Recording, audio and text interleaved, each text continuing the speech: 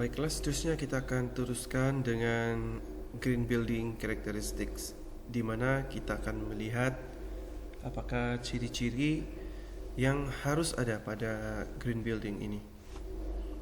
So di dalam slide ini kita boleh lihat ada beberapa ciri-ciri lah, di mana kita akan melihat setiap satu ini apakah yang dimaksudkan dengan ciri-ciri tersebut.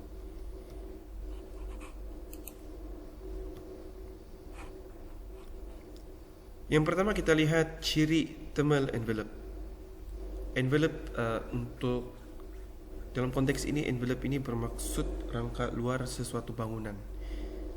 Dia bukan bermaksud envelope yang tempat kita letak surat ya, tapi envelope ini merujuk kepada rangka luar mana struktur bangunan. Jadi untuk pemilihan rangka luar di dalam pembinaan green building ini sangat penting.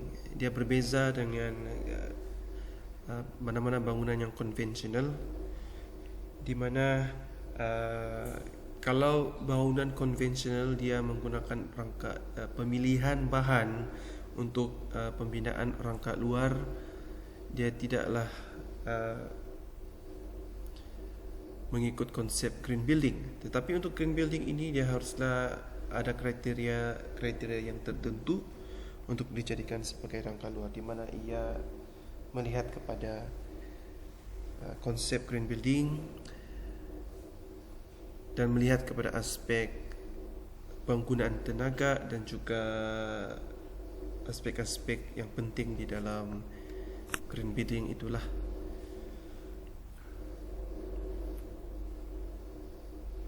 Okey, di dalam thermal envelope ini juga kita akan melihat beberapa lagi aspek yang penting. Apa aspek-aspek yang harus ada pada building envelope yang bagus. So dalam slide ini kita melihat ada 7 ciri-ciri ataupun aspek-aspek yang harus ada pada green building envelopes. Okay, yang pertama, responsif.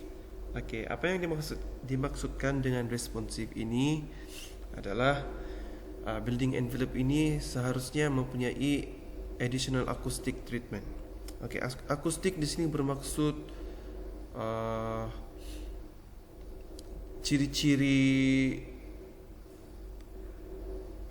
mempunyai ciri-ciri bunyi yang bagus di dalam bangunan tersebut lah, which can receive noise from external environments.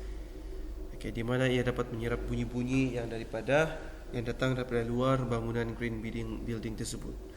Kita harus tahu yang bunyi ataupun bunyi bising yang kuat daripada persekitaran itu adalah juga merupakan pencemaran bunyi. Jadi untuk green building, pemilihan building envelope yang betul haruslah mempunyai acoustic treatment yang betul lah. Maksudnya ia dapat menyerap bunyi dari luar supaya kita tidak dapat menerima pencemaran bunyi. Selain daripada itu, have strong visual and physical connections through balconies, windows and external doors, where external light and thermal conditions support human comfort. Jadi itu yang dimaksudkan dengan responsif.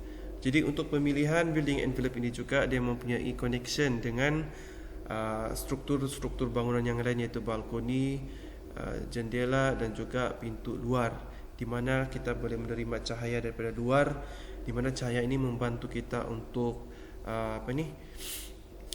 menyokong keselesaan kita semua di dalam bangunan tersebut dari segi pembahagian habalah.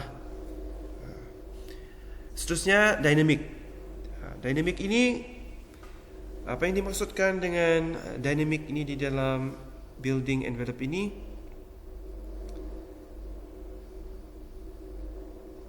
Kalau waktu winter, musim sejuk, rangka luar untuk bangunan green building ini dia boleh membenarkan lebih banyak cahaya matahari untuk masuk ke dalam bangunan daripada daripada musim panas, untuk membantu untuk menghangatkan lagi ataupun meningkatkan suhu persekitaran di dalam bangunan. Itu yang dimaksudkan dengan dynamic.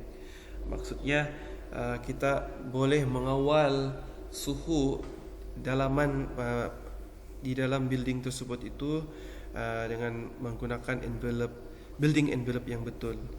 Tidak kisah apa-apa musim sekalipun. Controllable. Okay. Untuk controllable ini di dalam pembinaan green building ini, dari segi building envelope itu kita boleh design macam struktur-struktur bangunan seperti pintu dan juga balkoni dan juga windows, semua itu kita boleh kontrol. Itu yang dimaksudkan dengan controllable. Dengan adanya struktur-struktur tambahan ini, bila kita buat secara banyak, lagi banyak cahaya matahari yang kita boleh kawal, kemasukan cahaya matahari lah. Itu yang dimaksudkan dengan controllable. Ecological tu dia lebih kepada mengintegrasikan kehidupan luar selain manusia di dalam pembinaan dinding-dinding bangunan ataupun struktur-struktur tambahan dalam bangunan tersebut lah. Seperti kita tanam pokok dalam bangunan tersebut. Sekarang kalau kita lihat macam banyak bangunan sekarang di mana kita boleh lihat di luar bangunan tersebut sendiri pun ada banyak tumbuhan yang ditanam. Okay, itu sebenarnya untuk tujuan untuk penyejukan suhu bangunan tersebut jugalah, di samping untuk mengurangkan pelepasan gas karbon dioksida secara terus ke atmosfera. Okay, itu yang dimaksudkan dengan ecological. Okay, jadi semakin banyak tumbuhan kita boleh tanam dalam bangunan tersebut, pada building envelope tersebut, lagi banyak kita boleh mengurangkan pelepasan gas karbon dioksida dan seterusnya boleh boleh sebagai proses penyejukan, cooling system untuk bangunan tersebut lah, dengan menggunakan hidupan dalam sekitar, iaitu tumbuh-tumbuhan yang pelbagai lah, macam pokok bunga ataupun pokok tumbuhan renet yang rendah. Okay. Tapi janganlah kita tanam pokok durian di atas di dalam bangunan. Selalunya pemilihan tanaman untuk ditanam di dalam bangunan ataupun di atas bangunan ataupun di mana-mana permukaan bangunan tersebut selalunya adalah jenis tumbuhan yang mudah untuk ditanam, mudah diselenggarakan dan mudah untuk dibuang sekiranya berlaku apa-apalah. Okay, breathing walls. Apa yang dimaksudkan dengan breathing walls ini? Building envelope ini ada berfungsi sebagai kain hujan ataupun payung lah, di mana dia melindungi bangunan tersebut daripada cuaca yang teruk seperti hujan yang kuat dan juga angin yang kuat lah. Breathing walls ni juga bermaksud dalam pemilihan building envelope kita itu, iaitu khasnya dinding, dia haruslah mempunyai lapisan-lapisan yang tertentu lah. Lapisan luar tu, fungsi lapisan luar tu adalah untuk sebagai lapisan pelindungan daripada hujan kuat dan juga angin yang kencang. Manakala lapisan di dalaman untuk building envelope tersebut berfungsi untuk sebagai penebat, di mana dia memberikan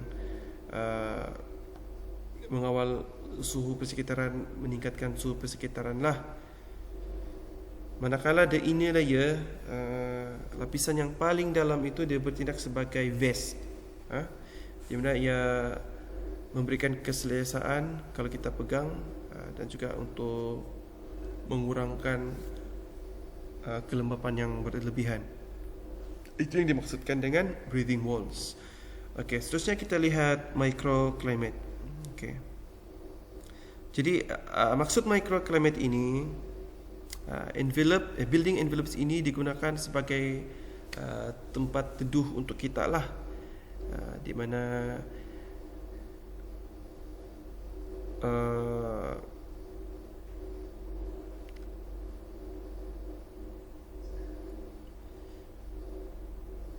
di dalam persekitaran dalaman bangunan ini, iaitu green building ini, kita boleh kawal suhu persekitaran.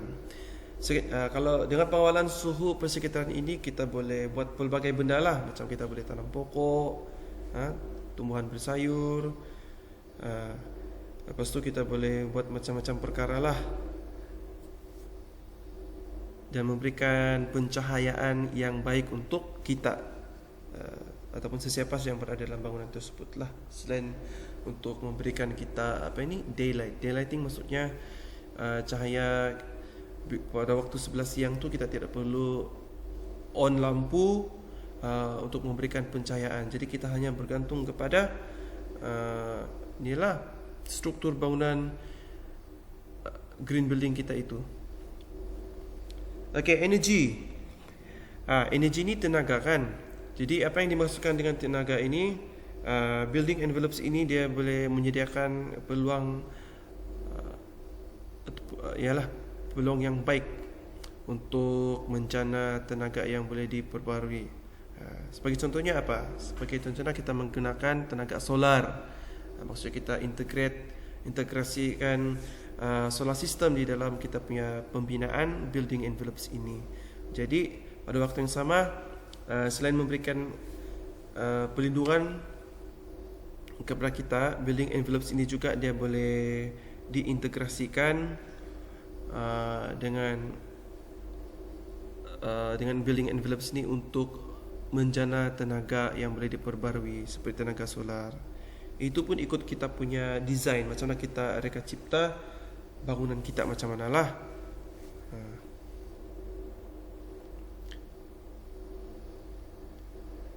Okey, seterusnya kita akan lihat Indo Environment Quality IEQ, di mana ia meliputi persekitaran dalaman bangunan tersebut seperti kualiti udara, pencahayaan, persekitaran suhu, aspek ergonomik dan juga kesan-kesan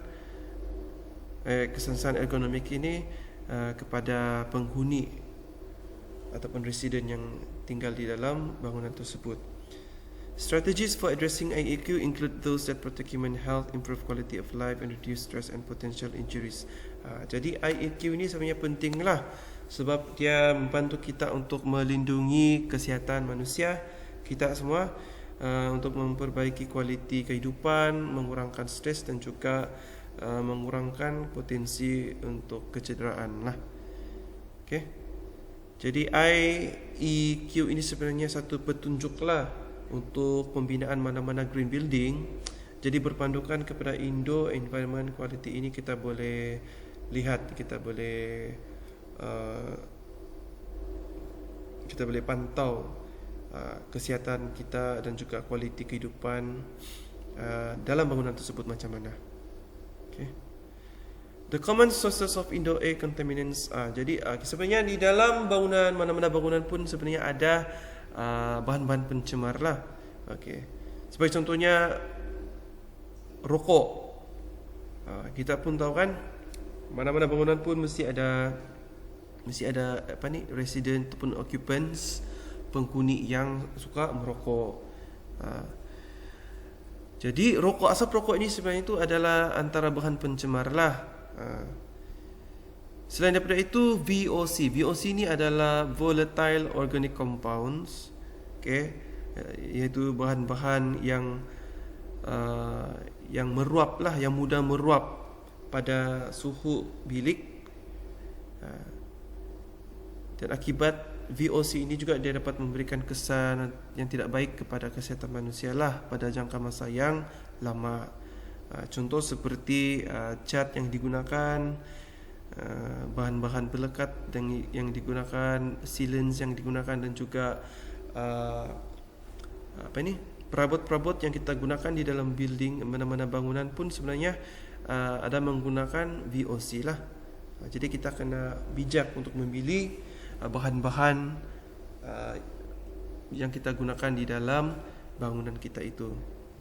Combustion process in HVAC.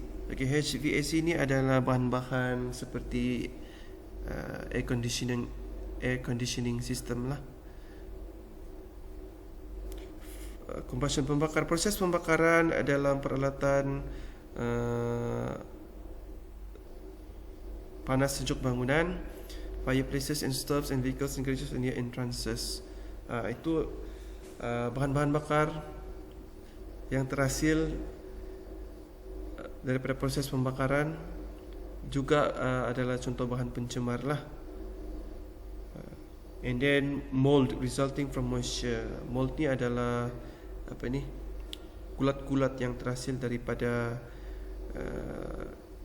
kelembapan yang terlalu tinggi di bahan-bahan bangunan. Bahan deterjen yang kita gunakan juga pun merupakan bahan pencemar, walaupun dia bertindak sebagai benda ataupun bahan pencuci. Okay. Selain itu radon or methane dan juga pollutants daripada makmal, hospital dan juga kilang-kilang. Dari kasut-kasut yang kita kasut yang kita guna pun sebenarnya ada sumber pencemar juga. Dan juga banyak lagi lah. Even dalam proses respirasi manusia boleh meningkatkan kadar karbon dioksida yang tinggi lah, dan boleh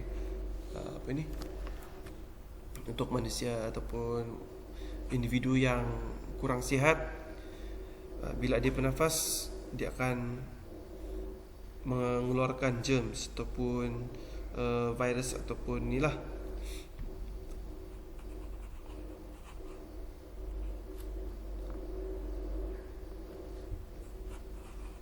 Okay, the effective strategies improving occupants' comfort and control. Macam mana kita mau memperbaiki keselesaan dan juga untuk mengawal benda-benda yang tidak baik dalam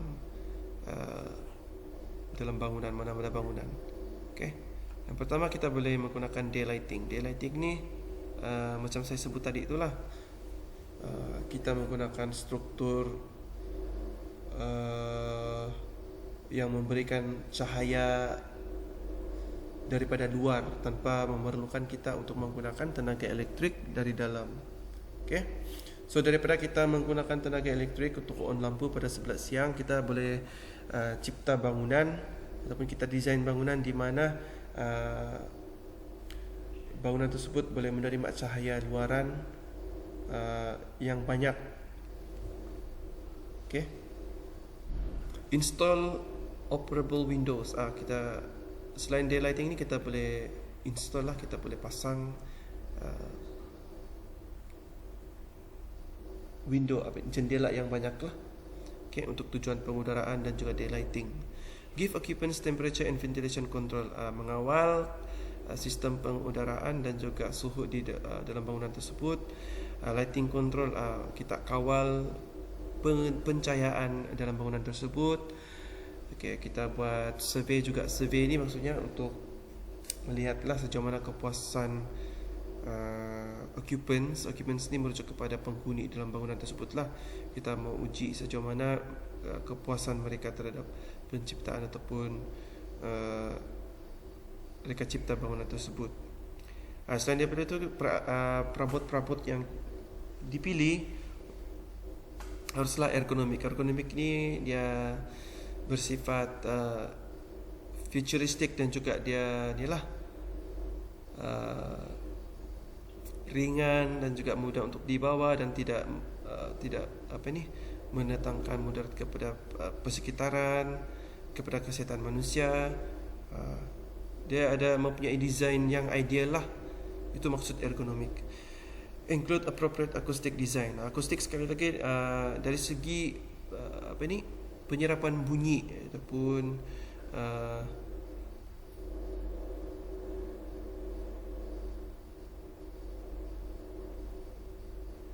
sistem bunyi yang terdapat pada bangunan tersebut macam mana. Ini dimaksudkan dengan acoustic design.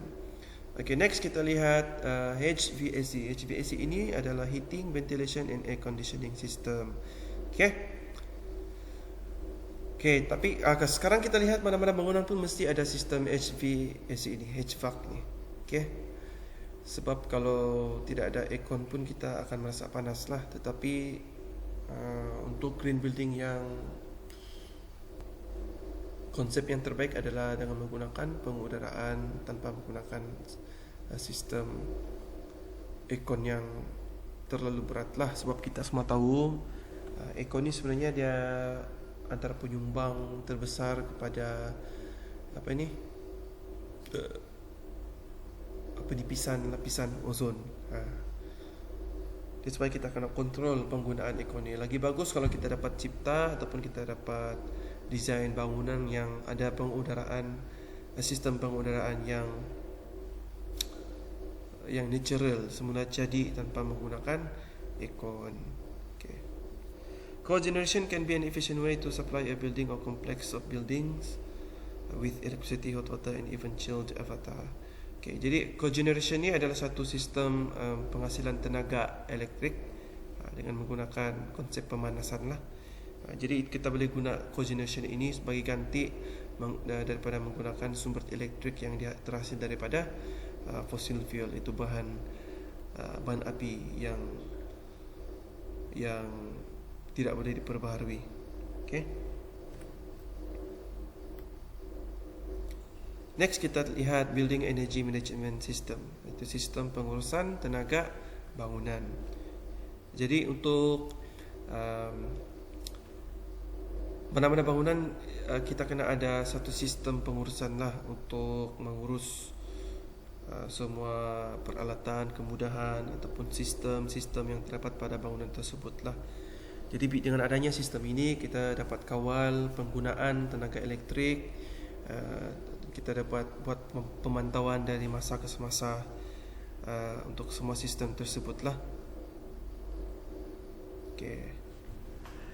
Active collection and transformation of renewable energy. Apa yang dimaksudkan dengan active collection and transformation of renewable energy? Maksudnya kita menggunakan tenaga yang boleh diperbaharui lah di dalam pembinaan green building kita itu. Sama ada kita guna geothermal, healing cooling kah, ataupun kita guna solar system. Mana-mana sistem ataupun kaedah yang boleh membantu kita untuk mengurangkan pelepasan gas karbon dioksida. Okay.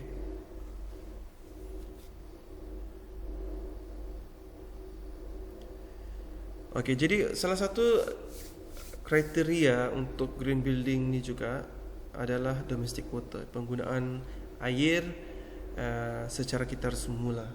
Okay.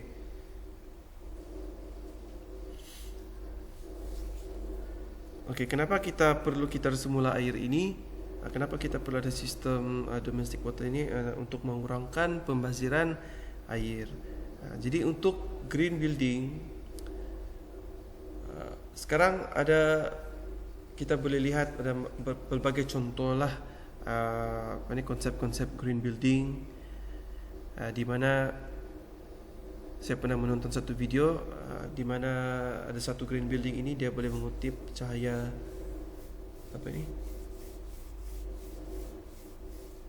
dia boleh mengutip atau mengumpul air hujan. Kemudian air hujan itu akan tersalur untuk digunakan untuk tujuan penyiraman pokok dan sebagainya lah.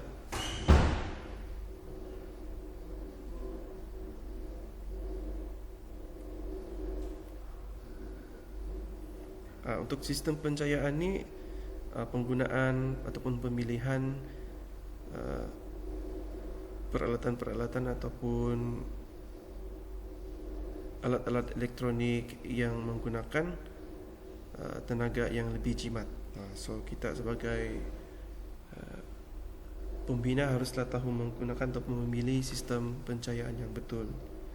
Daylighting ini kita sudah sentuh tadi. Household appliances, consumer electronics and office equipment. Okay, energy used by household appliances. Okay, Dari segi statistik kita boleh lihat penggunaan bahan-bahan elektronik ni mencatat peratusan yang paling tinggi dari segi penggunaan tenaga. Jadi sekarang kita dalam usaha untuk mengurangkan kadar penggunaan tenaga melalui bahan-bahan elektronik lah. Jadi sekarang pun kita boleh lihat para pembekal barang-barang elektronik pun mula untuk menggunakan bahan-bahan yang elektronik yang lebih jimat tenaga. Okay.